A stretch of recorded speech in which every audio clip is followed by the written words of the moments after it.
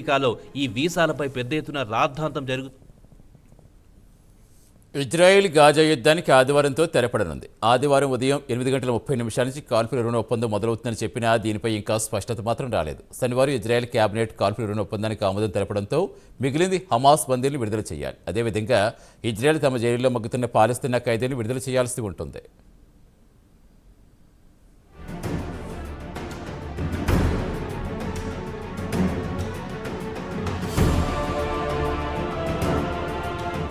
ఎటకేలకు ఆదివారం నుంచి Israel Gaza మధ్య కాల్పుల ఒప్పందం అమల్లోకి వస్తుంది. సుమారు 15 నెలల తర్వాత మొట్టమొదటిసారి తుపాకులు మూగబోతాయి. ఇజ్రాయెల్ కేబినెట్ కూడా కాల్పుల విరమణకు శనివారం అంగీకారం తెలపడంతో ఇక మిగిలింది బందీలను విడుదల చేయడం. అయితే కాల్పుల విరమణ ఉదయం 8:30 మొదలవుతుందని చెప్పినా దానిపై ఇంకా స్పష్టత రాలేదు. అయితే ఇజ్రాయెల్ మాత్రం పాలస్తీనా ఖైదీలను ఆదివారం మధ్యాహ్నం తర్వాత మాత్రమే విడుదల చేస్తామని స్పష్టం చేసింది. ఇక ఇజ్రాయెల్ కూడా ఆదివారం సాయంత్రం 4:30 నుంచి కాల్పుల ఒప్పందం అమల్లోకి వస్తుందని తెలిపింది. ఇక కాల్పుల విరమణకు మధ్యవర్తిత్వం నెరిపిన అమెరికా, ఖతర్, ఈజిప్టు కూడా ఆదివారం నుంచి కాల్పుల విరమణ అమల్లోకి వస్తుందని బుధవారం నాడు ప్రకటించాయి.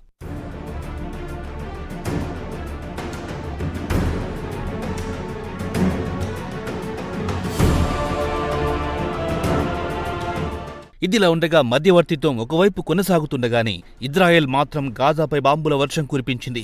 ఇజ్రాయెల్ బాంబు దాడుల్లో కనీసం 113 మంది పౌరులు మృతి చెందారని Gaza civil defence rescue agency శుక్రవారం నాడు వెల్లడించింది. గత 24 గంటల్లో ఇజ్రాయెల్ 50 టార్గెట్లపై దాడులు చేసిందని తెలిపింది. కాగా శనివారం నాడు ఖాన్ యూనూస్ ఏరియాలో ఒకే కుటుంబానికి చెందిన 4 సభ్యులు ఇజ్రాయెల్ వైమానిక దాడుల్లో చనిపోయారని స్థానిక మీడియా పేర్కొంది. అలాగే శనివారం ఉదయం జెరూసలేంలో పెద్ద ఎత్తున పేలుళ్ల శబ్దాలు వినిపించాయి.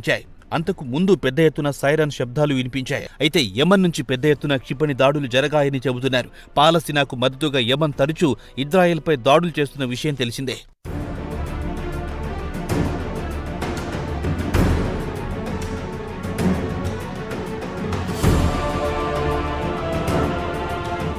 ఇక కాల్పుల ఒప్పందానికి మధ్యవర్తిత్వం నెరిపిన ఖతర్ విదేశాంగ మంత్రిత్వ శాఖ అధికార ప్రతినిధి మజేద్ అల్ అన్సార్ ఎక్స్లో పోస్ట్ చేస్తూ మధ్యవర్తుల ఒప్పందం ప్రకారం కాల్పుల విరమణ గాజా స్ట్రిప్లో ఆదివారం జనవరి 19న ఉదయం 8:30 నుంచి అమల్లోకి వస్తుందని తెలిపారు. అయితే గాజా వాసులకు ముందస్తు హెచ్చరికలు కూడా జారీ చేశారు. అధికార వర్గాలు చెప్పినట్టు నడుచుకోవాలని సూచించారు. కాగా గత 15 నెలల నుంచి హమాస్, పాలస్తీనా మిలిటెంట్ల మధ్య యుద్ధం జరుగుతున్న విషయం తెలిసింది. అయితే చివరగా నవంబర్ 23లో ఒక వారం రోజుల పాటు కాల్పుల విరమణ ఒప్పందం కుదిరింది. అప్పుడు కూడా హమాస్ చెర నుంచి కొంతమంది బందీలను విడుదల చేశారు. ఇజ్రాయెల్ కూడా తమ జైళ్ల నుంచి పాలస్తీనియన్లను విడుదల చేసింది.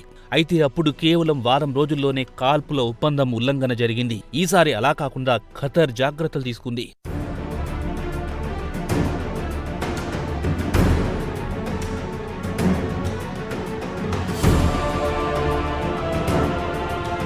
ప్రస్తుతానికి ఇరు వర్గాలు కాల్పుల విరమణకు అంగీకారం తెలిపాయి. ఇజ్రాయెల్ ప్రధానమంత్రి నెతన్యాహు కూడా శనివారం నాడు కాల్పుల విరమణకు కేబినెట్ ఆమోదం తెలిపిందన్నారు. ఇదిలా ఉండగా ఇజ్రాయెల్ న్యాయశాఖ మంత్రి మాట్లాడుతూ ఒప్పందంలో భాగంగా ఆదివారం సాయంత్రం స్థానిక కాలమానం ప్రకారం సాయంత్రం 4 గంటలకు పాలస్తీనా ఖైదీలను విడుదల చేస్తామని ప్రకటించింది. మొదటి దశలో 737 పాలస్తీనా ఖైదీలను విడుదల చేస్తామని తెలిపింది. బుధవారం నాడు ఖతర్ ప్రధానమంత్రి Sheikh Mohammed bin Abdul Rahman bin Jassim Al Thani కాల్పుల విరమణ ఒప్పందం వివరాలు వెల్లడించారు. మొదటి దశలో కాల్పుల విరమణ 42 రోజుల పాటు కొనసాగుతుంది. గాజా మిలిటెంట్లు 33 మంది బందీలను విడుదల చేస్తారని తెలిపారు. ఇదిలా ఉండగా పాలస్తీనా ప్రెసిడెంట్ మహమ్మద్ అబ్బాస్ మీడియాతో మాట్లాడుతూ ఇజ్రాయెల్ అదుపులో ఉన్న వెస్ట్ బ్యాంక్ను పాక్షికంగా తమ ప్రభుత్వం నడుపుతుందని ప్రకటించారు. యుద్ధం తర్వాత గాజా మొత్తాన్ని తామే పాలిస్తామని మహ్మూద్ అబ్బాస్ అన్నారు.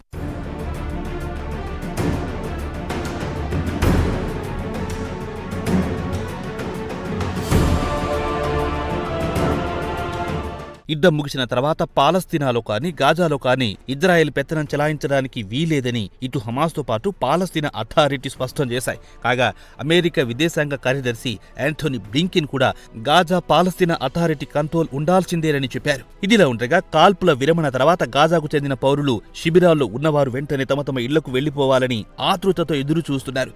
ఎక్కడో ఊరు కాని ఊర్లో చచ్చే బదులు తన ఇంట్లో తన ఊర్లో చనిపోవడం మేలని శిబిరాల్లో తలదాచుకున్న వారు చెప్పారు. ఇక ఇజ్రాయెల్ ఇజ్రాయెల్ పరిస్థితి విషయానికొస్తే అక్కడ కూడా బాధిత కుటుంబాల్లో సంతోషం వెళ్లి విరుస్తోంది.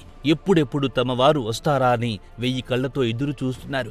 బందీల కుటుంబ సభ్యులకు ప్రభుత్వం సమాచారం కూడా అందించింది.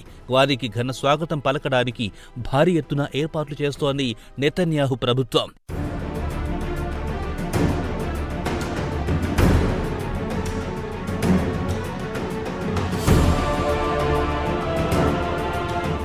ఇదిలా ఉండగా హమాస్ మిలిటెంట్లు మాత్రం ఇజ్రాయెల్ కాల్పుల ఒప్పందం కుదుర్చుకున్న తర్వాత కూడా తమపై బాంబుల వర్షం కురిపిస్తే బందీల ప్రాణాలకు గ్యారంటీ ఇవ్వలేమని తెగేసి చెప్పింది.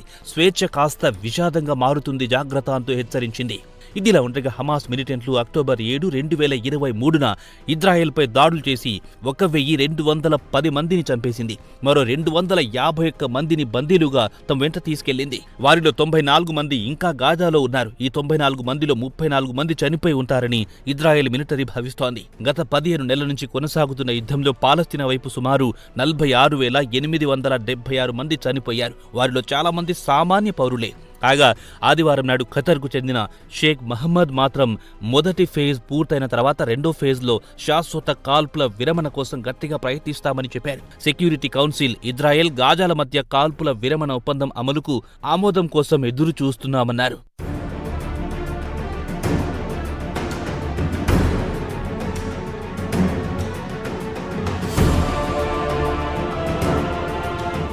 ఇక ఇజ్రాయెల్ అధికారులు మాత్రం మొదటి దశలో 33 మంది ఇజ్రాయెల్ బందీలు వారు కూడా బ్రతుకున్న వారిని విడుదల చేస్తారని భావిస్తోంది. అయితే హమాస్ మాత్రం ఈ ప్రతిపాదనను ఖరారు చేయడం లేదు. మరి ఆదివారం నాడు కాల్పుల విరమణ సవ్యంగా సాగుతుందా లేదా అనేది సస్పెన్స్గా మారింది.